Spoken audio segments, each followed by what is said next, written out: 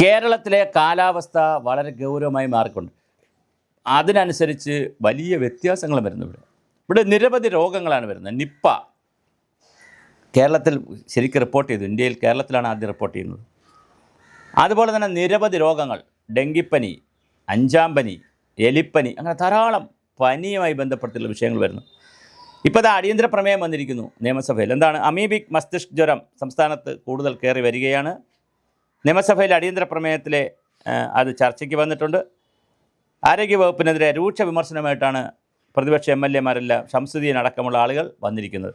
ആരോഗ്യവകുപ്പിനും ആരോഗ്യമന്ത്രിക്കെതിരെ രൂക്ഷ വിമർശനം ഉന്നയിച്ച് സംസ്ഥാനത്ത് അമീബിക് മസ്തിഷ്ക ജ്വരം അതിവേഗം പടർന്നു പിടിക്കുകയാണെന്നും വീട്ടിൽ കുളിച്ചവർ പോലും രോഗം വന്ന് മരിക്കുന്നുവെന്നും പ്രതിപക്ഷം കുറ്റപ്പെടുത്തി എന്നുള്ളതിനല്ല, നമ്മുടെ വെള്ളം വല്ലാതെ മലിനപ്പെടുന്നു എന്നുള്ളത് വളരെ പ്രധാനപ്പെട്ട ഒരു കാര്യമാണ്.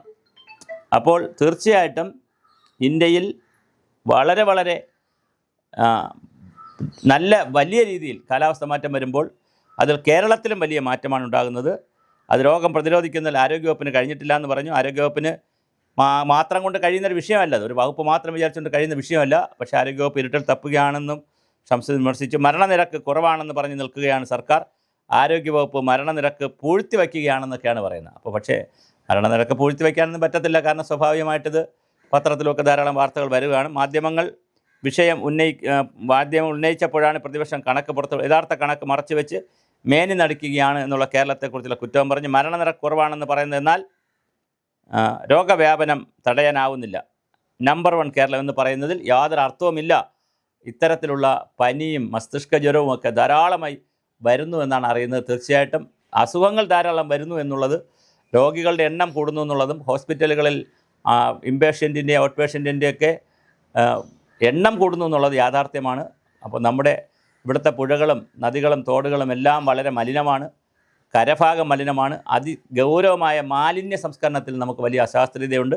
പിന്നെ കാലാവസ്ഥ വ്യതിയാനത്തിൻ്റെ പ്രശ്നങ്ങളുണ്ട്. ഇതെല്ലാം കൂടെ വരുമ്പോൾ ഗൗരവമായ ഒരു വിഷയമായി മാറിയിട്ടുണ്ട്. എന്തായാലും അസംബ്ലിയിലും ചർച്ച നടന്നു. ആരോഗ്യമന്ത്രി അപ്പോൾ മരണത്തിൻ്റെ നിലവാരവും എണ്ണവും കുറഞ്ഞിരിക്കുന്നത് കൊണ്ട് ഇതില്ല എന്നുള്ള നിലയിലേക്കൊക്കെ സ്വാഭാവികമാണ്. ഗവൺമെൻറ് അങ്ങനെ ഡിഫെൻഡ് ചെയ്ത് സംസാരിക്കും.